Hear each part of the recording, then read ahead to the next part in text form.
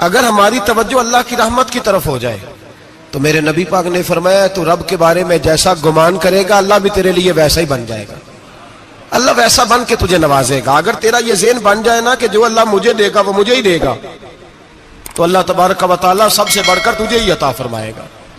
لیکن امید رب کرے اور امید رحمت کی, اس کے کرم کی, اس کی عطا کی. ہاں ایک پہلو ضرور سوچ کے رکھنا چاہیے اس موضوع پر. ساری دنیا نکما کہہ دے تو بیٹا ماں باپ کے نزدیک نکما نہیں ہوتا.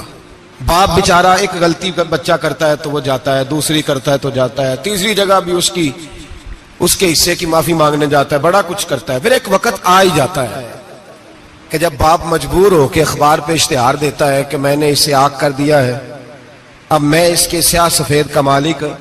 کیا خیال ہے آپ کا؟ پہلی غلطی پہ ابا جی ایسے کر دیتے ہیں جی, دوسری پہ کرتے ہوں گے. کب کرتے ہیں؟ جب بولے جب حد ہو جاتی ہے.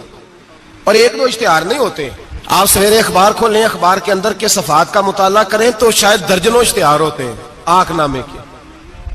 بھئی کس باپ کا دل کرتا ہے کہ وہ بیٹا جس کے لیے اس کی امید ہے کہ کل میرے بڑھاپے کا سہارا بنے گا, وہ لکھ کے دے دے کہ میرا رشتہ ہی کوئی نہیں بیٹے کے ساتھ؟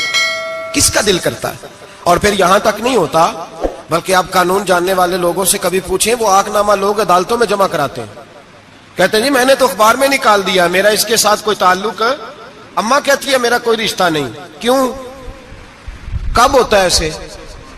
جب بچہ حد کر دے, جب بچہ ایک دو تین چار غلطیوں پہ ایسا, اللہ بھی بندے کو سزا دیتا ہے. لیکن کب؟ جب بندہ باز ہی نہ آئے, بندہ توبہ کرے ہی نہ, رجوع ہی نہ کرے, سوچے نہ کہ مجھے اللہ کی بارگاہ میں جانا چاہیے. ہم لوگ اپنا ایک ذہن بنا کے زندگی گزارتے ہیں, ایک ذہن بنا کے, بلکہ لوگ گناہوں کے نام بدل بدل کے وقت گزارتے ہیں. ہم اپنے نفس کا بت بنا کے سارا وقت اسی کی پوجا پہ معاذ اللہ لگا دیتے ہیں. بس یہ ٹھیک ہے, یہ ٹھیک ہے اور یہ ٹھیک ہے, چوتھی بات صحیح کوئی نہیں. اسی کے اندر ہم الجھے رہتے ہیں میرے بھائی. رحمت الہی کا غلط تصور اپناتے ہیں. او میرے بھائی, کسی بندے کی مجبوری تو معاف ہوتی ہے, لیکن اگر کوئی جان بوجھ کے زیادتی کرے تو وہ معاف, اس کی معافی. جس بچے کو پتا ہو نا استاد کو کہ اس کے واقعی گھر میں فوتگی ہو گئی تھی, استاد اسے سزا نہیں دیتا.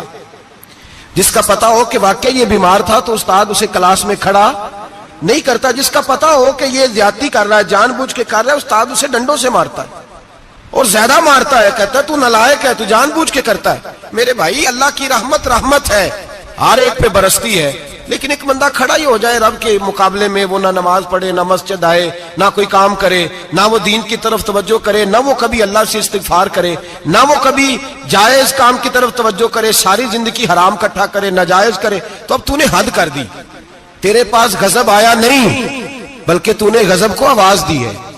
تو نے اللہ کے غضب کو, بولیے, اللہ کے غضب کو, غضب ہونا اور ہوتا ہے اور غضب کو آواز دینا, بولیے, غضب کو آواز دینا, ان میں فرق ہے میرے بھائی, یاد رکھیں. ہم آواز دیتے ہیں غضب کو, غضب ہوتا نہیں. دیکھیں نبی کریم صلی اللہ علیہ وسلم, اور یہ حدیث آپ نے یاد رکھنی ہے, یہ یاد رکھنی ہے. نبی پاک صلی اللہ علیہ وسلم نے نا بہت کم لوگوں کو بیوقوف کہا ہے. ہمارے زمانے میں تو عام لفظ ہے نا بیوقوف کہنا. اللہ کے رسول صلی اللہ علیہ وسلم نے بہت کم لوگوں کو بیوقوف کہا. مسند امام احمد بن حنبل کی حدیث ہے, نبی کریم علیہ الصلوۃ والسلام نے فرمایا وہ احمق ہے, وہ بیوقوف ہے. نبی پاک فرما رہے ہیں. اور میں نے کہا کم لوگوں کو حضور بیوقوف کہتے تھے. نبی کریم علیہ الصلوۃ والسلام نے فرمایا وہ بندہ بیوقوف ہے جو سارا دن اللہ کی نافرمانی کرتا ہے اور پھر بھی رب کی رحمت کی امید کرتا ہے, تو بیوقوف ہے. صبح سے شام تک لگا ہوا ہے, میں نے نہیں اللہ ماننی, میں نے نہیں تیری ماننی, معاذ اللہ میں نے نہیں ماننی. شام ہوتی ہے تو کہتا ہے اللہ بڑا مہربان ہے, بخش دے گا. تو بیوقوف ہے, تو بیوقوف ہے. تو بتانا کیا مجبوری تھی نماز نہ پڑھنے کی؟ کس نے تجھے گن پوائنٹ پہ کہا تھا حرام کھانے کو؟ اور فلاں آدمی کی تو نے غیبت کی تو تیرا اس میں کیا فائدہ تھا؟ یہ جو تو نے صرف 10 بندوں کو ہنسانے کے لیے جھوٹا لطیفہ سنایا, اس میں تیرا کیا نفع تھا؟ تو صبح سے شام تک نافرمانی کرتا ہے, شام کو کہتا ہے اللہ کریم ہے معاف کر دے گا, اللہ مہربان ہے معاف کر دے گا. استاد مہربان ہوتا ہے کہ نہیں؟ فیل کیوں کرتا ہے امتحان میں؟ بولے, استاد باپ ہوتا ہے نا, اس کا دل کرتا ہے شاگرد فیل ہو جائے, تو کیوں کرتا ہے؟ لیکن شاگرد نے زیادتی کی, اس نے پڑھا نہیں, اس نے میں نے کہا باپ آنکھ نامہ لکھواتا ہے، مجبور ہو کے لکھواتا ہے نا۔ او بھائی یاد، بڑی پیاری مثال ملا رومی لکھتے ہیں، کہتے ہیں میرے گاؤں کی ایک بی بی تھی، اس بی بی نے ایک بچڑا پالا ہوا تھا۔ دیہاتوں میں نا بوڑھی مائیں بچڑے کو پیڑا دیتی تھی اور نام بھی رکھ لیتی تھی، کسی نے مٹھو نام رکھا ہوتا تھا، کسی نے کوئی نام۔ کہتے ہیں ماں نے بچڑا رکھا ہوا تھا، اماں اس کو آواز دیتی تو بچڑا دوڑا آتا، اماں اس کو پیڑا کھلاتی، بچڑا بڑا پیارا تھا، جوان ہو گیا۔ اماں اس لیے بچڑا پال رہی تھی کہ جب بچڑا بڑا ہو جائے گا تو ہل کے اندر بچے اسے لگائیں گے، کھیتی میں ہل چلائیں گے۔ بچڑا بڑا ہو گیا، اماں کے بیٹے کہنے لگے اماں لا، تو نے بڑا کھلا پلا لیا، اس سے کوئی کام لیتے ہیں۔ ہل کے آگے لگایا تو کہنے لگا میں نے تو نہیں چلنا۔ اماں کے پاس آئے، کہنے لگے یہ نہیں چلتا۔ اماں کہنے لگی چلو ٹائم دو تھوڑا، سمجھ جائے گا۔ پھر موقع دیا، پھر آئے، کہا اماں اب تو ہم نے اس کے ناک میں نکیل بھی ڈال دی ہے لیکن اب بھی یہ ہل میں چلنے کو تیار ہے۔ ملا رومی رحمت اللہ علیہ فرماتے ہیں پھر کہا اماں سے، اماں کہنے لگی چلو تھوڑا ٹائم اور دے دو، سیانا ہو جائے گا۔ تھوڑا ٹائم اور دیا، ڈنڈے بھی مارے لیکن وہ سیانا ہونے کو تیار ہے۔ اب اماں کے پاس آئے تو اماں مجبور ہو گئی، دل نہیں کرتا تھا، کہنے لگی جاؤ پھر کسائی کے ہاتھ بیچ ڈالو۔ وہ گیا کسائی کے پاس، اسے کاٹا گیا، اس کی کھال اتاری گئی، اس کے چھوٹے چھوٹے پیس کر کے کھا گئے لوگ۔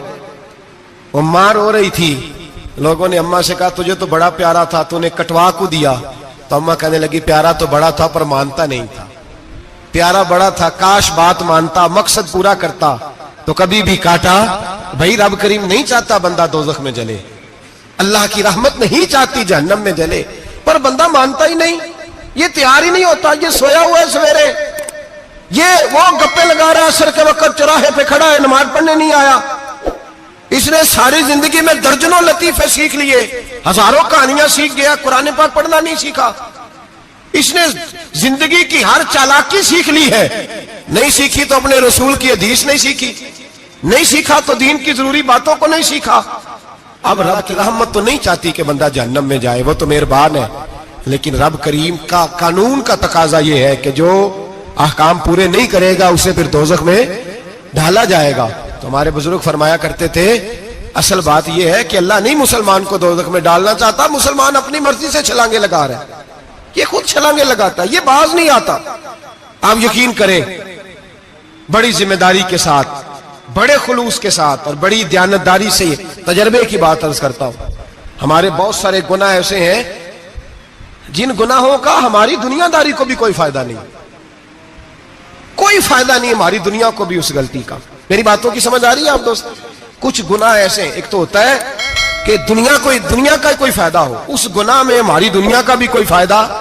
جو آدمی جھوٹے لطیفے سناتا ہے، جھوٹ بولتا ہے، جھوٹ کوئی فائدہ نہیں اسے، لوگ 10 منٹ ہنستے ہیں اور باہر جا کہتے ہیں یار یہ تو کوئی غیر سنجیدہ آدمی ہے، وہ عقل ہی نہیں، کیا فائدہ کمایا اس نے، کیا نفع لیا اس نے۔ جو آدمی بڑھ بڑھ کے باتیں کرتا ہے، 2 4 5 10 آدمیوں کی غیبت کر جاتا ہے، لوگ کہتے ہیں یار بڑا چغل خور ہے، کیا کمایا اس نے زندگی میں، کچھ حاصل کر لیا اس نے۔ ہمارے بہت سارے گناہ میرے بھائی وہ ہیں جن کا ہماری دنیا کو بھی کوئی فائدہ نہیں، تو کیوں نہ ہم ان گناہوں کو چھوڑ دیں تاکہ ہمارے دین کو تو فائدہ ہو جائے، دین کو تو فائدہ ہو جائے۔ صرف زبان کے ذائقے ہیں، کچھ دیر کے لیے ہماری طبیعت کے تقاضے ہیں، 10 منٹ کی مسکراہٹ ہے جس کے لیے ہم اللہ تبارک و تعالیٰ کا قانون توڑتے پھر جا رہا ہوں۔ میرے حبیب کریم علیہ السلام نے مسلمان کو کہا ہے کہ تیرا رب تو چاہتا ہے کہ بس تو آ جا، وہ تجھ پہ رحمت نازل کر دے گا۔ آنا تو شرط ہے کہ نہیں؟ آنا تو شرط ہے کہ نہیں؟ اچھا چلیں یہ بتائیں، جو آدمی 1 سے لے کر 31 تاریخ تک ڈیوٹی کرے اس کو تنخواہ لینے جانا پڑتا ہے کہ تنخواہ گھر آ جاتی ہے؟ بول کے بتائیں۔ پھر بھی جانا پڑتا ہے، وہ کہ میں نے ڈیوٹی پوری کی ہے، پھر بھی جانا پڑتا ہے۔ ڈیوٹی پوری کرنے کے باوجود تجھے تنخواہ لینے، اور ہو سکتا ہے کہ یہ بھی کہا جائے ابھی آئی نہیں کل آنا، ہو سکتا ہے یہ بھی کہا جائے پرسوں آنا، یہ بھی ممکن نہیں کہ فوراً او خدا کے بندے تو آتا ہی نہیں خدا کی رحمت لینے، تو اس کے گھر کی طرف رجوع ہی نہیں کرتا، تو توجہ ہی نہیں کرتا، تو کہتا اللہ مہربان ہے۔ بھائی مہربان تو ہے، تو رحمت لینے آیا ہے، تو نے کو بہانہ بنایا اس کی رحمت کا؟ اللہ کی رحمت قیمت نہیں مانگتی، بہانہ مانگتی ہے، پر بتا نا تیرا کو بہانہ ہے کہ نہیں؟ میرے نبی کریم سید عالم صلی اللہ تعالی علیہ وسلم نے فرمایا رب قیمت کا سوال اور نہیں مانگتا، یقین کریں نہیں بندے قیمت مانگتے ہیں. آپ 100 دفعہ مسکرا کے بات کریں، ایک دفعہ نہ کرے تو کہتے ہیں مولوی صاحب امیر ہو گئے، اب تو صحیح سلام بھی نہیں لیتے. ایک دفعہ ہو سکتا ہے بیچارہ پیٹ میں درد ہو رہی ہو سکتا ہے گھر کی کو بہت بڑی ٹینشن ہو سکتا ہے کوئی مجبوری ہو. بندے ہمہ وقت قیمت مانگتے ہیں، ہمہ وقت آپ تندرست ہیں، ہر وقت آپ قیمت ادا کرتے ہیں تو لوگ راضی ہیں. لیکن رب کہتا تو کوئی قیمت نہ دے، کوئی بہانہ ہی بنا لے، تیرا رب تجھ سے راضی ہو جائے گا. سنیں بڑی پیاری حدیث، بڑی خوبصورت حدیث، کنز المال میں دیگر کتب احادیث میں ہے. حضرت ابو ہریرہ رضی اللہ تعالیٰ عنہ فرماتے ایک بابا جی نبی پاک کی بارگاہ میں آئے، اور جب وہ واپس جانے لگے تو میں نے عمر پوچھی تو عمر تھی 96 سال. کہتے ہیں بزرگ جب آئے نا تو یہ بھویں جو ہے نا ان کی سفید ہو کے تو یوں آنکھوں پہ آ گئی. بڑی چھڑی بابا جی نے پکڑی ہوئی اور دونوں ہاتھ پکڑ کے نا چھڑی کے اوپر جھکے ہوئے ہیں ایک جانب. قربان جاؤں، کہتے ہیں جب وہ بزرگ مسجد میں داخل ہوئے تو میرے رسول نے کھڑے ہو کے استقبال فرمایا، کھڑے ہو. اور نبی کریم صلی اللہ علیہ وسلم نے آگے بڑھ کے بابا جی کو بازو سے پکڑا اور بٹھایا. حضور بیٹھ گئے. کہا بزرگوں کیسے آئے ہو؟ تو کہتے ہیں وہ بابا جی بات کرتے تو آنکھ کھول کے پہلے حضور کا چہرہ دیکھتے، پھر وہ بات کرتے تو ان کے لب و لہجے کے اندر بڑی پریشانی، بڑی تکلیف، بڑی مایوسی. عرض کرنے لگے یا رسول اللہ، حضور زندگی ساری گناہوں میں بیت گئی ہے، حضور غلطیاں ہی غلطیاں، یاد ماضی عذاب ہے، یا رب چھین لے مجھ سے حافظہ میرا. اے اللہ کے رسول بڑی لمبی فہرست ہے، پاپ ہی پاپ ہے، کالے سیاہ دفتر ہے. یا رسول اللہ صلی اللہ علیہ وسلم جب پلٹ کے دیکھتا ہوں حضور مجھے نیکی دکھائی نہیں دیتی. حضور اس عمر میں آپ کا ایک صحابی ملا ہے، اس نے بات سمجھائی ہے تو تھوڑا خیال آیا ہے، لیکن یا رسول اللہ صلی اللہ علیہ وسلم اب میرا وجود بیکار ہو گیا ہے، حضور بوڑھا ہو گیا ہوں. 3 باتیں کہیں بزرگوں نے اور نرالی کہیں. کہنے لگے یا رسول اللہ صلی اللہ علیہ وسلم، حضور اب تو میری کمر بھی سیدھی نہیں ہوتی کہ میں نماز ہی صحیح ادا کر سکوں، بوڑھا ہو گیا ہوں. یا رسول اللہ صلی اللہ علیہ وسلم اب میرے اندر طاقت نہیں کہ میں محنت مزدوری کر کے صدقے اور خیرات دے سکوں. یا رسول اللہ صلی اللہ علیہ وسلم اب میں تلوار لے کے جہاد بھی نہیں کر سکتا. حضور نہ میں لمبی نمازیں پڑھ سکتا ہوں، آقا نہ میں صدقات و خیرات دے سکتا ہوں، محبوبہ نہ میں دین کے لیے کوئی جہاد کر سکتا ہوں. بیکار وجود ہے، بیکار وجود کو تو گھر والے برداشت نہیں کرتے، بچے دعا کرتے ہیں یا اللہ ابا جی کو پردہ دے دے، اماں کو پردہ دے دے. بیکار ہو گیا ہوں اور آج آیا ہوں تو مجھ بیکار کو میرا رب قبول کر لے گا؟ آج کلمہ پڑھوں تو بیکار ہوں، کسی کام کا نہیں، نہ نماز نہ صدقات نہ جہاد، قبول کر لے گا؟ حضرت ابو ہریرہ فرماتے ہیں جیسے برسات میں بارش کی جھڑی لگتی ہے، یوں مصطفیٰ کی آنکھوں سے جھڑی لگ گئی. حضور کھل کے روئے، کھل کے. اور میرے حبیب پاک نے فرمایا بزرگوں بڑے مجاہد ہیں، دین کے لیے جہاد کرنے والے بڑے ہیں، رب کریم کو آپ کی تلوار کی اتنی حاجت نہیں. اور فرمایا اس کے خزانے کوئی خالی تو نہیں کہ آپ ہی گویا صدقہ دیں گے تو بھرے جائیں گے. اور فرمایا پھر رب کریم کی شان میں اضافہ نہیں کرتی عبادتیں، وہ تو بندے کو نفع دیتی ہیں. میں بزرگوں نہ آپ جہاد کریں نہ آپ صدقات دیں، لا لمبی نمازیں پڑھیں، آپ صدق دل سے آ جائیں، اللہ کے رسول کا وعدہ ہے رب آپ کو بغیر حساب کتاب جنت عطا فرما دے گا. آنا تو شرط ہے کہ نہیں؟ آئیں تو صحیح، نہ پہنچے تو صحیح، آ جائیں. اس کو نہیں آجر صدقات و خیرات کی، جہاد کی تبلیغ، آئے تو صحیح نا. ان العبد اذا اعترف ثم تاب تاب اللہ علیہ. میرے حبیب نے فرمایا بندہ جب رو کے کہتا ہے نا یا اللہ غلطی ہو گئی معاف کر دے، فرمایا میرا مالک اسے فوراً ہی معاف فرما دیتا ہے. تو آ تو صحیح، تو آتا ہی نہیں، تو آ ہی نہیں رہا، تو گھر میں بیٹھا ہوا ہے، تو سویا ہوا ہے، تو دکانداری کر رہا ہے، تو پیسے گن رہا ہے، تو آیا ہی نہیں. آ تو صحیح.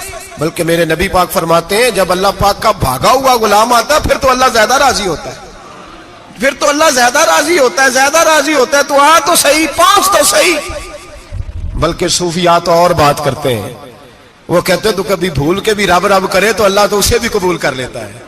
بھول کے. ملا رومی کہتے ہیں بنی اسرائیل کا بندہ ہے، صنم پتھر کو کہتے ہیں، بت کو کہتے ہیں، بت کے سامنے کھڑا ہے اور ساری رات کہتا ہے یا صنم یا صنم یا صنم، اے پتھر اے بت. ساری رات پکارتا رہا. رات گہری ہو گئی، نیند کا غلبہ تھک گیا، سونے کے قریب آیا تو غلطی سے منہ سے نکل گیا یا صمد. یا صنم کی جگہ نکل گیا. رب کریم نے فرمایا جبریل دوڑ کے جا، جو مانگتا اسے دے دے. حضرت جبریل عرض کرتے ہیں مولا بھول کے تیرا نام لے رہا ہے، بھول کے لے رہا ہے. تو رب کریم نے فرمایا چل نام تو میرا ہی لے رہا ہے نا، میرا لے رہا ہے نا. یا اللہ وہ اللہ کریم نے فرمایا جھوٹے کے سامنے ساری رات کا کھڑا ہے، ساری رات کا پکار رہا ہے، اسے کچھ نہیں ملا تو سچے کا نام لیا ہے. اگر میں بھی کچھ نہ دوں اور بت میں اور مجھ میں فرق کیا رہ جائے گا؟ جا جو مانگتا ہے جھولی بھر کے دے، نام تو لیا ہے نا. او بھائی تو بہانا تو بنانا، آ تو صحیح نا، تو یہاں آ جا، پہنچ جا، آ جا، بس بیٹھ جا، اس کی بارگاہ ناز میں حاضر تو ہونا. تجھے فرصت ہی نہیں. تو یاروں کے لیے ٹائم نکالتا ہے، بازاروں کے لیے ٹائم نکالتا ہے، گلیوں کے لیے ٹائم نکالتا ہے، چوکوں چوراہوں کے لیے ٹائم نکالتا ہے، ہفتے میں ایک دن ہوٹلنگ کے لیے بھی جاتا ہے، لیکن کبھی چھپ کے 2 نفلوں کی تجھے توفیق نہیں ہوتی. اور میں کئی دفعہ کہہ چکا ہوں جس بندے کو بغیر عبادت کے رزق زیادہ ملنے لگ جائے اس پر آزمائش ہوتی ہے رب کریم کی. اللہ فرماتا ہے اس کو پیسے دو، اسے آنے نہ دینا، اس کو چل پیسے دوڑ جا. لوگ سمجھتے ہیں میں بڑا ذہین و عقل مند ہوں، دیکھو میں اپنی ہوشیاری سے چلاکی سے آگے نکل گیا. تو آزمائش ہے، یہ تو آزمائش ہے رب کریم کی طرف سے، یہ تو اس کی خفیہ تدبیر ہے. میرے بھائی اس کی بارگاہ ناز تک جو آ گیا، آنا تو ہماری ذمہ داری ہے کہ نہیں؟ پھر اس کی رحمت آگے بڑھ کے استقبال کر لیتی ہے، پھر اللہ کا فضل اس کو تھام لیتا ہے اس بندے کو. اور خدا کی رحمت کتنی زیادہ ہے. میرے حبیب کریم سید عالم صلی اللہ علیہ وسلم نے فرمایا اللہ نے اپنی رحمت کے 100 حصے کیے. حضور فرماتے ہیں ایک حصہ اللہ نے دنیا میں نازل کیا ہے. کتنا؟ ایک حصہ. فرمایا یہ جو ماں بیٹے سے پیار کرتی ہے، باپ بیٹے کے لیے مزدوری کرتا ہے، یہ جو بہن بھائی کے لیے روتی ہے، یہ جو بیوی شوہر کے لیے دعا مانگتی ہے، یہ جو بچے ماں باپ سے پیار کرتے ہیں، فرمایا یہ اس ایک رحمت کا نتیجہ ہے، ایک رحمت کا نتیجہ. تو صحابہ کہنے لگے یا رسول اللہ وہ 99 کدھر ہیں؟ نبی پاک نے فرمایا رب کریم نے سنبھالی ہوئی ہے، قیامت کے دن تمہیں عطا فرمائے گا. ابھی تو ایک نازل کی ہے. ابھی اللہ نے. ایک بزرگ تھے ہمیں تفسیر پڑھایا کرتے تھے، تفسیر کے استاد تھے. میں نے ان سے ایک دن کہا، میں نے کہا حضرت صاحب کچھ باتوں میں نا میں اڑ جاتا ہوں، میں اپنے آپ کو اتنا لائق نہیں سمجھتا، تو کہیں کہیں نا ذہن الجھ جاتا ہے، تو کبھی الجھ جاتا ہوں. ایک سوال کئی دنوں کا ہے، اصول تفسیر کا مسئلہ ہے، تو کچھ چیزیں ایسی ہوتی ہیں بزرگ کہتے ہیں جو کتابوں سے نہیں ملتی، صرف سینوں سے ملتی ہیں. کورس تو فقط لفظ ہی سکھاتے ہیں، یہ آدمی ہے جو آدمی بناتے. میں نے کہا صاحب یہ سمجھ نہیں آئی کہ یہاں بھی صاحب وہاں بھی صاحب. کہنے لگے جی کس طرح؟ میں نے کہا جی یہاں قبر میں بھی سوالوں کے جواب اور پھر قیامت میں بھی. مجھے کہنے لگے جاؤ امام راضی کی تفسیر اٹھا کے لاؤ.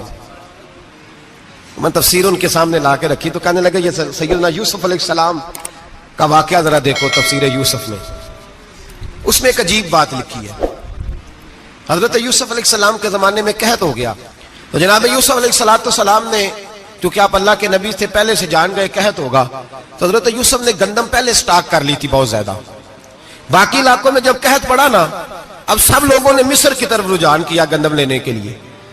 تو حضرت یوسف علیہ السلام نے نا شہر کے دروازے پر بندے کھڑے کر دیے. فرمایا جو بندہ آئے نا اس سے 2 سوال پوچھنا. جو آئیں گے لوگ گندم خریدنے، جو آئے 2 سوال پوچھنا. ایک پوچھنا کہاں سے آیا ہے، اور ایک پوچھنا لے کے کیا آیا ہے. ایک پوچھنا، سمجھ آ رہی ہے بات کی، اور دوسرا پوچھنا کہ لے کے سونا لے کے آیا ہے، چاندی گندم خریدنی ہے تو کیا چیز لے کے آیا ہے، کہ نقد پیسے لایا ہے، یہ پوچھ لینا. جو آئے 2 باتیں پوچھنا. ایک پوچھنا کہاں سے آیا ہے اور دوسرا پوچھنا کیا. ایک روایت میں 3 سوال بھی ہیں، لیکن فرمایا پوچھنا 2 سوال ضرور. انتظار تھا نا بھائیوں کا کنان سے آنے والوں کا. فرمانے لگے سب سے 2 سوال پوچھنا. جب کنان والے آئے نا ان سے صرف اتنا پوچھ لینا کہ وہ کہاں سے آئے ہیں. اگر پوچھے نا کنان سے آئے ہیں تو پھر یہ نہ پوچھنا کیا لے کے آئے ہیں، پھر میں جیب میں خود ٹٹول لوں گا وہ کیا لے کے آئے. باقیوں سے 2 سوال.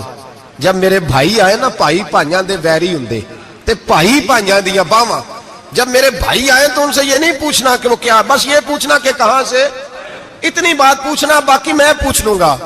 آپ فرمانے لگے رب بھی فرشتوں سے کہتا ہے تم قبر میں نا میرے بندوں سے زیادہ سوال نہ کرنا، بس یہ پوچھ لینا مجھے مانتے ہیں، میرے نبی کو مانتے ہیں. قبر میں تم اتنے سوال پوچھ لینا، باقی لے کے کیا ہے وہ میں خود ہی پوچھ لوں گا. فرشتوں کے سامنے رب کریم اپنے بندے کو بے آبرو کرنا. بس تو یہ بتا دے اللہ رسول کو مانتا ہے کہ نہیں. باقی جو تیرا حساب کتاب ہے نا، اللہ فرماتے ہیں میں قیامت میں کر لوں گا، میں پوچھ لوں گا اس کا کیا علاج کرنا ہے. بس تم اتنا بتا دو مجھے مانتے ہو، میرے رسول کو، میرے بھائی، میرے نبی کریم.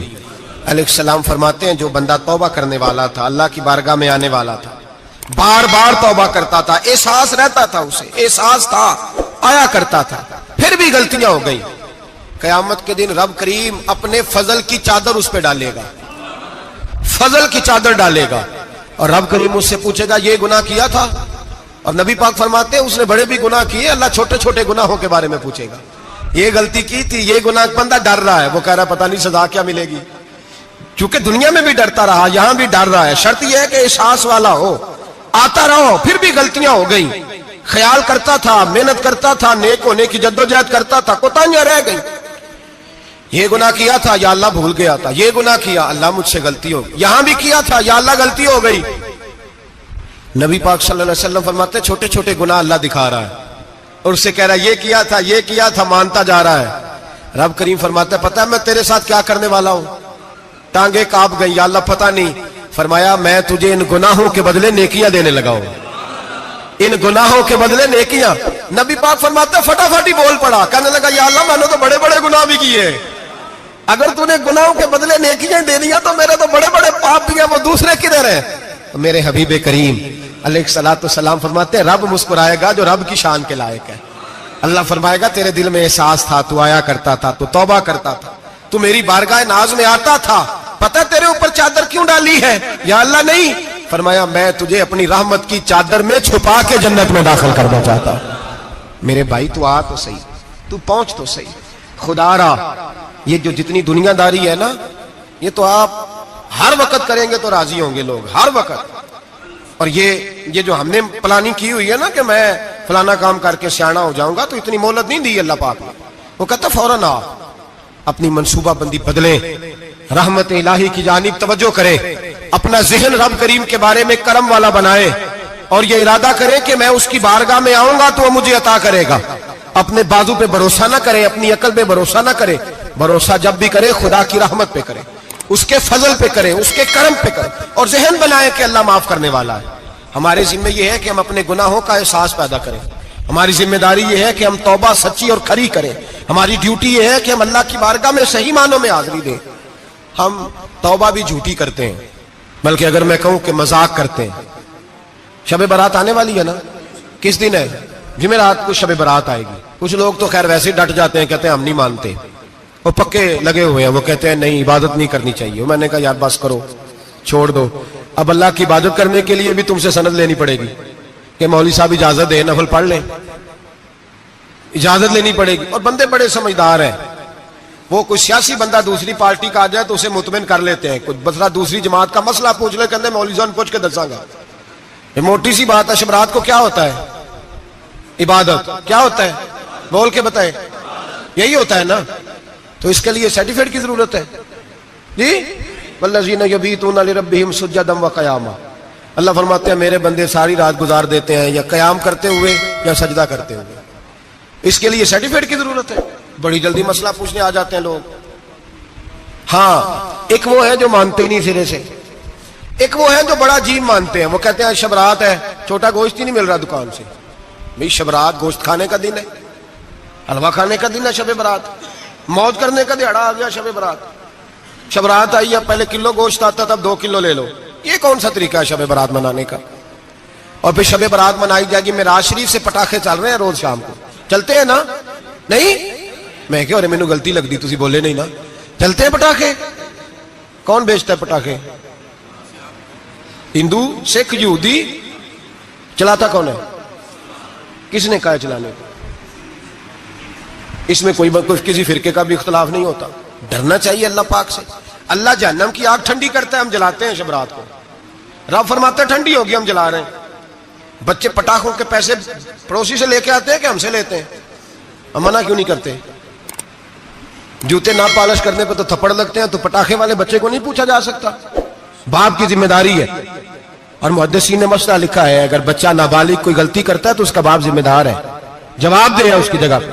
ان کو سمجھائیں. شب برات آئے گی, پھر توبہ ہوگی, ہر مسجد سے رونے کی آواز آئے گی, زور زور سے لوگ روئیں گے, تڑپیں گے, اجتماعات ہوں گے, بڑے بڑے اجتماعات ہوں گے. توبہ کریں گے لوگ, کریں گے نا انشاءاللہ تعالی. آئیں گے نا لوگ مسجدوں میں. پھر سویرے جھوٹ بند ہو جائے گا نا, اگلی صبح ملاوٹ ختم, کم تولنا ختم. یہ کیسی توبہ ہے؟ وہ دکاندار جو شبرات والے دن غلط سوجی فروخت کر رہا ہے, ملاوٹ والی چینی بیچ رہا ہے, تاکہ دوائیوں میں دھوکہ دیتے ہیں لوگ, دوائیوں میں دھوکہ دیتے ہیں. ایک ڈاکٹر خود مجھے کہنے لگے, وہ میرے دوست ہیں, ہلکا پھلکا کورس کیا ہوا ہے, کہتے ہیں میرے دوست ہیں کئی سارے لوگ, تو ایک ایسا ہی ہمارے شعبے کا آدمی تھا, تو اپنے ابا جی کو وہ ڈرپ لگانے لگا, تو ابا جی کہنے لگے پتر مینو اصلی لا دے تیری مہربانی, مینو اصلی لا دے تیری مہربانی, لوکھا علی نہ لا دے. یہ حال ہو گیا. دوا مجھے بتائیں وہ قوم اخلاقی طور پہ کتنی گر چکی ہے جو دوائیوں میں زہر بیچتی ہے, دوائیوں میں. اور میں انشاءاللہ کسی موقع پر تفصیل سے اس پر گفتگو کروں گا, بڑی تفصیل سے. میں نے بہت سی معلومات اکٹھی کی ہیں کہ کتنا ظلم کرتے ہیں یہ لوگ, لکھنے والے بھی, لانے والے بھی, بیچنے والے بھی, کتنے بڑے مجرم ہیں. صحت کے ساتھ کھیلتے ہیں, صحت 12 لام دام برسر. مطلب جس آدمی نے دھوکے کا مال لا کے رکھا ہے شبرات والے دن کے رات توبہ بھی کرنی ہے اور سویرے یہ بیچنا بھی ہے, وہ توبہ کرنے آیا ہے. جس نے دھوکے کا مال لا کے رکھا ہے کہ سویرے بیچنا ہے اور رات توبہ بھی کرنی ہے, وہ توبہ کر رہا ہے کہ مذاق کر رہا ہے؟ توبہ میری توبہ, استغفر اللہ, یا اللہ معاف کر دے, اونچی اونچی آواز میں رو رہا ہے, اور سویرے سارے چکر وہی ہیں. یہ کیسی توبہ ہے؟ توبہ کیا ہے؟ میرے نبی پاک علیہ السلام کے غلاموں نے توبہ کی تقسیم کی. حضرت حسن بصری سے کسی نے پوچھی توبہ کیا ہے, تو آپ نے فرمایا توبہ یہ ہے کہ جب تو توبہ کر لے تو پھر اس جگہ نظر نہ آنا جہاں کھڑے ہونے سے رب رسول ناراض ہوتے, اور فرمایا توبہ یہ ہے کہ جب تو نے توبہ کر لی پھر وہاں سے غیر حاضر نہ ہونا جہاں حاضری کا تجھے اللہ رسول حکم دیتے ہیں. یہ تیری توبہ ہے.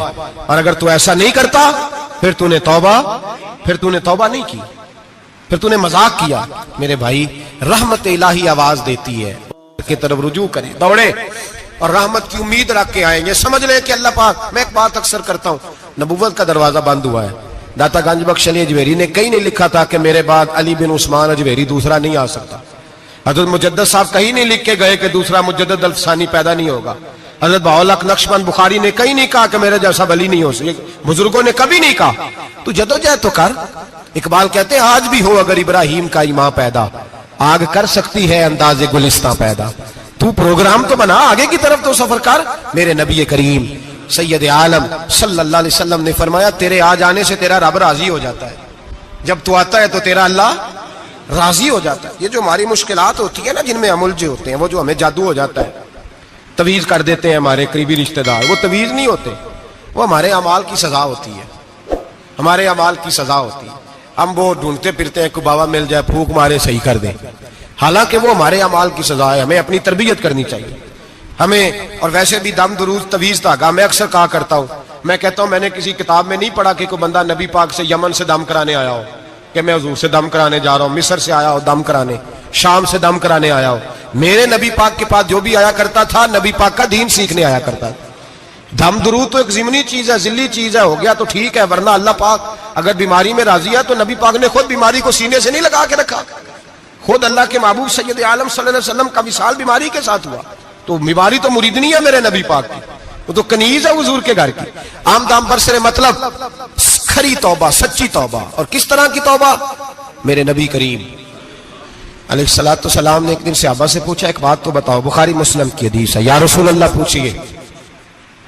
نبی پاک صلی اللہ علیہ وسلم نے فرمایا اگر کوئی آدمی صحرا میں سفر کر رہا ہو, بہت بڑا صحرا ہو, اونٹ پر اس کا سفر ہو, اور اس نے اونٹ پر کھانے پینے کا سامان باندھا ہو, پیسے بھی رکھے ہو, پانی بھی رکھا ہو, تھک گیا سفر کرتا کرتا, درخت کی ایک ٹہنی کے ساتھ اونٹ کی نکیل باندھی اور درخت کے نیچے لیٹ گیا آرام کرنے کے لیے. اللہ کے حبیب فرماتے ہیں اچانک اس کی آنکھ لگ گئی. جب جاگا تو اس نے دیکھا کہ اونٹ تو غائب ہو گیا ہے. اب نہ کھانا ہے, نہ پانی ہے, نہ پیسے ہیں, اور صحرا بڑا لمبا ہے, پیدل سفر بھی نہیں کر سکتا. تھوڑا سا ڈھونڈا, پھر موت کا انتظار کرنے لگا, سوچنے لگا موت آئے گی, اب مر جاؤں گا. اللہ کے محبوب فرماتے ہیں تھوڑی دیر گزری, جب بالکل مایوس ہو گیا تھا تو اچانک نظر پڑی تو اونٹ اس کا سامنے کھڑا تھا. نبی پاک صحابہ سے پوچھتے ہیں بتاؤ, اس کی کل کائنات اجڑ گئی تھی, رات ضائع ہو گئی تھی, ہر شے لٹ گئی تھی, دوبارہ اسے مل گئی ہے, بتاؤ اسے کتنی خوشی ہوگی. صحابہ کہنے لگے یا رسول اللہ نہیں, زندگی مل گئی اس بندے کو, وہ ساری دنیا سے زیادہ راضی ہے. تو میرے کریم رسول صلی اللہ علیہ وسلم نے فرمایا رب کریم کا نافرمان بندہ جب اس کی بارگاہ میں آ کے توبہ کرتا ہے تو اللہ اس سے بھی زیادہ راضی ہو جاتا ہے.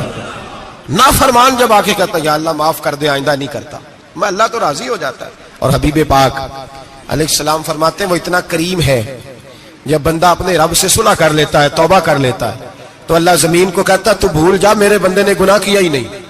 آسمان سے کہتا ہے تو بھول جا میرے بندے نے گناہ کیا ہی نہیں. پھر رب کریم فرشتوں سے فرماتا ہے کہ مٹا دو جو تم نے لکھا تھا, میں نے اپنے بندے کے ساتھ صلح کر لی ہے. شب برات کو آئیں گے مسجد میں انشاءاللہ. کتنے بجے؟ نہیں جو سوچیا ہی نہیں ہے اس پاسے تھے. عصر کے وقت مسجد آئیں شب رات. کتنے بجے جی؟ عصر کے وقت آئیں, غسل کریں, مسجد آئیں, عصر کے بعد درود شریف پڑھیں اور مغرب سے لے کر فجر تک عبادت کریں. مغرب میں شام شروع ہو جاتی ہے. ایک رات جاگ کے دیکھیں, جاگنا پڑتا ہے. مریض ہو جائیں تب بھی جاگنا پڑتا ہے, دکھ لگ جائے تب بھی وہ جگا لیتا ہے. بڑے بڑے جاگتے ہیں, بڑے بڑے جاگ لیتے ہیں, وہ جگا لیتا ہے. تندرستی بھی, صحت بھی, دولت بھی, اے سی بھی, پلنگ بھی بڑا اچھا, لیکن اگر وہ نیند نہ دینا چاہے تو بندہ ساری رات ہی تڑپ کے جاگتا ہے, تڑپ کے. اور بھوکا اتنا, روٹی کا بھوکا اتنا پریشان نہیں ہوتا جتنا نیند کا بھوکا پریشان ہوتا ہے. الجھ جاتا ہے انسان, وہ جگا لیتا ہے قبل اس کے کہ وہ خود جگائے, خود بخود جاگ جائے. مغرب سے لے کر فجر تک نماز پڑھیں, ذکر کریں, درود پاک پڑھیں, محفل میں شرکت کریں. میرے رسول کریم علیہ الصلوۃ والسلام کی پیاری زوجہ ام المومنین سیدنا عائشہ صدیقہ رضی اللہ تعالیٰ عنہ کہتی ہیں حضور رمضان کے علاوہ سب سے زیادہ روزے شعبان میں رکھتے تھے, گویا پریکٹس ہوتی تھی رمضان کی. میں نے عرض کیا یا رسول اللہ صلی اللہ علیہ وسلم اتنے روزے کیوں رکھتے ہیں, ابھی رمضان تو آگے ہے. تو نبی پاک نے فرمایا عائشہ اس مہینے میں بندے کا عمل اللہ کی بارگاہ میں جاتا ہے, میں چاہتا ہوں جب میرا عمل جائے تو میں نے روزہ رکھا ہوا ہوں. کثرت سے روزہ رکھیں اور میرے بھائی بدل جائیں. میرے نبی پاک نے فرمایا غنیمت جان, اگر صحت ہے تو بیماری آنے سے پہلے غنیمت جان جا, یہ چلی جائے گی. بیمار آدمی سے کچھ بھی نہیں ہوتا, غنیمت جان لے, لمحوں کو کچھ کر لے. اور اگر تیرے پاس فرصت ہے تو غنیمت جان لے مصروف ہونے سے پہلے پہلے. میرے حبیب کریم سید عالم علیہ السلام کے غلام فرماتے ہیں کہ نبی پاک صلی اللہ علیہ وسلم نے ہمیں مثال دے کے سمجھایا. مدینے میں جو قبیلہ سب سے زیادہ بکریاں پالتا تھا وہ بنو کلب کا قبیلہ تھا, اور فرماتے اتنی بکریاں تھیں کہ ان کی بکریاں ہم نے کبھی نہیں گنی تھی. نبی پاک علیہ السلام نے فرمایا جب شعبان کی 15ویں رات آتی ہے, یہ ترمذی کا لفظ ہے, فرمایا جب شعبان کی 15ویں رات آتی ہے تو بنو کلب کے قبیلے کی بکریوں کے بالوں کی تعداد کے مطابق اللہ میری امت کے افراد کی بخشش فرما دیتا ہے. اور صحابہ کہتے ہیں ہمیں لگتا یوں ہے کہ چونکہ ہم نے جو چیز سب سے زیادہ دیکھی تھی وہ بنو کلب کی بکریاں تھیں, اس لیے نبی پاک نے ہمیں سمجھانے کے لیے ان کی بات کی, ورنہ اگر ہم نے اس سے زیادہ کچھ شے دیکھی ہوتی تو نبی پاک اس کا نام بیان فرماتے. ہمیں سمجھانے کے لیے فرمایا بنو کلب کے قبیلے کی بکریوں کے بالوں کی کسی ایک بکری کے بال بھی بندہ گن سکتا. اور حضور نے فرمایا جو سب سے زیادہ بکریاں پالتے ان کی تعداد کے مطابق حضرت عائشہ صدیقہ رضی اللہ تعالیٰ عنہ فرماتی ہیں جنت البقیع میں حضور جایا کرتے, قبرستان میں, قبرستان کے کونے میں. اللہ کے رسول کو میں نے نماز پڑھتے بھی دیکھا 15ویں رات کو, اور فرماتی ہیں حضور بقیع والوں کے لیے بخشش کی دعا بھی کرتے. قبرستان بھی جائیں شب برات کو, ان کے لیے دعا بھی کریں. اور پھر میرے بھائی شب برات کو للہیت کے ساتھ آئیں, لوٹنے کا پروگرام بنائیں, اس سے قبل کے رب کریم خود جکڑ کے لے آئے, خود بخود آئیں, اس کے کرم کی طرف توجہ کریں, اس کی رحمت کی طرف توجہ کریں. میرے رسول کریم صلی اللہ علیہ وسلم کے پاس ایک دیہاتی آئے, مولا علی شیر خدا فرماتے ہیں میں بھی حاضر تھا. کہتے کبھی کبھی سادے بندے آتے تھے پر بڑی عجیب ہی بات کر جاتے تھے. کہتے ایک دیہاتی آئے, تامت باندھی ہوئی اور سادہ رومال کندھے پہ رکھا ہوا ہے. نبی پاک کے پاس آئے اور حضور سے دل لگی کرنے لگے, حضور سے دل لگی کرنے لگے, میٹھی باتیں کہنے لگے یا رسول اللہ ایک مسئلہ پوچھنے آیا ہوں. فرمایا پوچھو. عرض کرتے ہیں حضور قیامت میں حساب کون لے گا؟ قیامت میں اب کس کو نہیں پتا کون حساب لے گا, دل لگی کی بات ہے نا, کون لے گا؟ نبی پاک نے فرمایا اللہ حساب لے گا. تو کہتے ہیں اس نے نا اور جملہ کہا تو ہم اس کی بات پہ حیران ہو گئے, کہنے لگے یا رسول اللہ واقعی اللہ حساب لے گا؟ تو کہتے ہیں نبی پاک مسکرائے, فرمانے لگے تجھے تیری مار ہوئے, میں سچی تو کہہ رہا ہوں, تو کس طرح کی بات کر رہا ہے, اللہ حساب لے گا. حضرت علی فرماتے ہیں اس نے رومال اٹھایا کندھے پہ رکھا, کہنے لگے یا رسول اللہ اگر رب حساب لے گا تو پھر اس نے معاف ہی کر دینا ہے, یہ کہہ کے وہ چلا گیا, یہ لفظ کہہ کے وہ چلا گیا. تو حضرت مولا علی کہتے ہیں میں نے حضور کا چہرہ دیکھا تو گلاب سے بھی زیادہ کھلا ہوا تھا, میں نے نبی پاک کا چہرہ دیکھا تو چاند سے بھی زیادہ روشن تھا. میں نے کہا حضور یہ کیا کہہ گیا ہے؟ نبی پاک نے فرمایا بندہ بڑا سادہ تھا, بات بڑی پیاری کر گیا ہے, بڑی پیاری کر گیا ہے. حضور نے فرمایا علی رب کریم ہے, اور کریم جب غالب ہوتا ہے تو کرم ہی فرمایا کرتا ہے, وہ کرم ہی کرتا ہے, وہ معاف ہی کرتا ہے, وہ معاف ہی کرتا ہے. اللہ معاف کرتا ہے, پر میں نے کہا کوئی معافی لینے آئے ہی نہ تو کوئی معافی لینے. ایک اور بات بھی آخر میں سمجھانی ہے آپ کو, وہ بھی سمجھ لیں. ہم جب کسی رشتہ دار کو راضی کرنے جاتے ہیں نا, ناراض ہو, تو ہمیں پتہ چل جاتا ہے کہ یہ وقت ٹپانے آیا یا راضی ہو گیا ہے. دو قسم کے لوگ ہوتے ہیں, کہتے ہیں چلو برادری آ گئی میں چلتا ہوں, پر کس طرح ٹائم پہ ٹائم آؤں گا, 200 دے کے گھر آ جاؤں گا. اور جو راضی ہو جاتے ہیں نا وہ 2 دن پہلے آتے ہیں, دیگوں کا بھی خیال کرتے ہیں, ملاقات کرتے ہیں, وہ کپڑے بھی نہیں بدلتے. فرق ہوتا ہے راضی ہونے میں. بات کی سمجھ آ رہی ہے آپ؟ ہم توبہ کرنے آتے ہیں اللہ کی بارگاہ میں, کیا ہمیں پتہ نہیں چلتا کہ ہم نے توبہ کیا رب راضی ہوا ہے کہ نہیں ہوا؟ ہمارا ایمانی رشتہ تو ہے نا اپنے رب سے, روح کا تعلق تو ہے نا, تو ہمیں اندازہ ہوتا ہے کہ اللہ راضی ہو گیا کہ نہیں. اندازہ تو ہونا چاہیے نا ہمیں. یہ بات کہنے کی نہیں, یہ بات محسوس کرنے کی ہے, اس کو محسوس کریں. ہم جب اللہ کی بارگاہ میں آئے تو پھر ہمیں اندازہ ہونا چاہیے کہ میں نے منا لیا ہے کہ نہیں منا سکا, میں اس کو راضی کر کے اٹھ رہا ہوں کہ نہیں اٹھ رہا.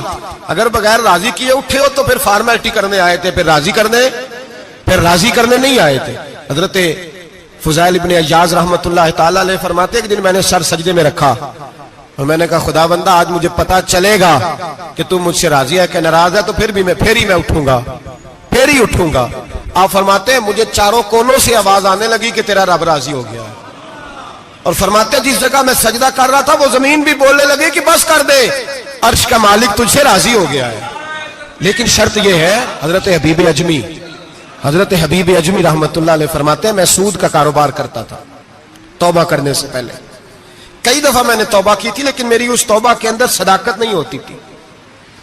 میرا دل بھی گواہی دیتا تھا کہ یہ نا بہت سارے بندے کہتے ہیں آئندہ نہیں کرتا, وقت ٹپاتے ہیں. جس طرح بندوں کو دھوکہ دیتے ہیں اس طرح معاذ اللہ توبہ بھی اسی طرح کی کرتے ہیں, لیکن بعد میں دوبارہ اسی ڈگر پہ چل نکلتے ہیں جس پہ پہلے ہوتے ہیں. آپ فرماتے ہیں میں کئی دفعہ توبہ کرتا تھا تو توڑ دیتا تھا. آج میں نے توبہ کی. کس طرح کی؟ سود کا میں دھندا کرتا تھا تو میں سود کے پیسے لایا, گوشت پکنے کو دیا بیوی کو سود کے پیسوں کا. میری بیوی نے ہنڈیا چڑھائی, تھوڑی دیر گزری تو وہ سارا گوشت خون بن گیا. میری بیوی اٹھا کے لائی, کہنے لگی لے جائیے جو تو غریبوں کا خون نچوڑ کے لایا تھا نا, یہ خون بن گیا, خود بھی پی اور اولاد کو بھی پلاؤ. کہتے ہیں میں نے سچی توبہ کا فیصلہ کیا. آج پہلے میں سچی توبہ کا ارادہ نہیں کرتا, آج سچی توبہ کا فیصلہ کیا اور میں نکلا. حضرت حسن بصری کے پاس گیا, ان کی بیعت ہوا, توبہ کی, انہوں نے مجھے اعمال بتائے, کھری توبہ کی. کہتے ہیں جب توبہ کے لیے گھر سے نکلا تو چھوٹے چھوٹے بچے کھیل رہے تھے. ایک بچہ کہنے لگا پیچھے ہٹ جاؤ, بہت بڑا سودیا ہے, اس کا سایہ بھی پڑ گیا تو ہمارے اندر نحوست آ جائے گی, پیچھے ہٹ جاؤ, سود کا دھندا کرتا ہے. کہتے ہیں مجھے اور چوٹ لگی کہ یا اللہ تیری چھوٹی چھوٹی مخلوق بھی یہ سمجھتی ہے. کہتے ہیں میں توبہ کرنے گیا تو کھری توبہ کر کے آیا حضرت حسن بصری کے پاس, رو کے توبہ کی. میں وہاں سے واپس آیا تو بچے ابھی کھیل رہے تھے. کہتے ہیں وہ بچہ جو پہلے بولا تھا کہ پیچھے ہٹ جاؤ بڑا سود والا ہے, نحوست پڑ جائے گی, وہ بچہ پھر آواز دے کے کہنے لگا دوستو پیچھے ہٹ جاؤ, رب کریم کا ولی آ رہا ہے, اللہ کا بندہ آ رہا ہے. کہیں ایسا نہ ہو ہمارے پیروں سے گرد اڑے اور اس ولی کے اوپر پڑے اور اس کی توہین ہو جائے, اللہ ہم سے ناراض نہ ہو جائے ولی کی توہین کر کے, پیچھے ہٹ جاؤ. آپ فرماتے ہیں میں نے تڑپ کے آسمان کی طرف دیکھا اور میں نے کہا یا اللہ مجھے سمجھ آ گئی ہے کہ کھری توبہ کیا ہوتی ہے, سچی توبہ, اصل توبہ کیا ہوتی ہے. جھوٹ موٹ کی توبہ نہ کریں. شب برات کو آئیں, اور بڑا دیانتداری کا مشورہ دیتا ہوں, دل کو سنبھال کے آئیں. اگر جھوٹ نہیں چھوڑنا, فریب نہیں چھوڑنا, ہم نے مسجد کی حاضری کی پابندی نہیں کرنی, تو پھر توبہ کے لفظ پکارنا دھوکہ ہے, پھر یہ دھوکہ ہے, پھر یہ مذاق ہے, پھر مذاق نہ کریں. آنا ہے تو کھری توبہ کے ارادے سے آئیں, کھل کے آئیں. انشاءاللہ ہر سال ہم بھی ساری رات یہاں بیٹھتے ہیں, آپ سے بھی گزارش کریں گے کہ چھٹی نہ کریں, وقت پہ آئیں, مغرب میں آئیں, نوافل ادا کریں, عشاء کے بعد نوافل پڑھیں. محفل کرنے کا مقصد یہ ہوتا ہے کہ تلاوت سے دل نرم ہوتا ہے, نعت سے دل نرم ہوتا ہے، تقریر سے انسان کی سوچ بدلتی ہے، توبہ کی طرف جاتی ہے۔ یہ سارے کام کر کے جب بندہ استغفار کرتا ہے، توبہ کرتا ہے، تو اس کے لیے آسان ہو جاتا ہے، ذہن بن جاتا ہے۔ اس لیے واعظ بھی ہوگا، ذکر بھی ہوگا، دعا بھی ہوگی۔ وقت کو ضائع نہ کریں، رمضان قریب آنے والا ہے۔ بزرگ کہتے ہیں اگر شب برات پہ سچی توبہ کر لو گے تو پھر رمضان میں جو نیکیاں کرو گے وہ تمہارے پاس سٹاک بن جائے گا، وہ تمہارے پاس خزانہ اکٹھا ہو جائے گا۔ توبہ ابھی سے کر لو، معاملات ابھی سے سمیٹ لو، تاکہ جب رمضان آئے تو پھر نیکیاں خزانہ بن کے جمع ہو۔ ہمیشہ مدحت خیر الانام میں گزرے، دعا ہے یہ عمر درود و سلام میں گزرے۔ آخر دعوانا ان الحمد للہ۔